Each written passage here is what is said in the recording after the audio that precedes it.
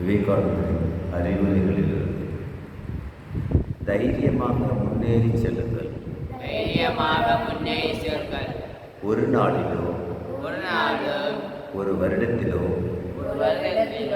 வெற்றி கிடைக்கும் என்று எதிர்பார்க்காதீர்கள். நீங்கள் மிகவும் உயர்ந்த லட்சியத்தை எப்போதும் பற்றி இருங்கள். உறுதியாக இருங்கள்.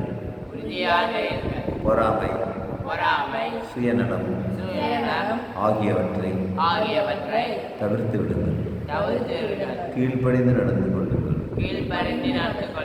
சத்தியத்திற்கும் மனித குலத்திற்கும் உங்கள் தாய்நாட்டிற்கும் எப்போதும் உண்மையாக நடந்து கொள்ளுங்கள். அவ்விதம் நீங்கள் செய்தால் இந்த உலகத்தையே அசைத்து விடுவீர்கள்.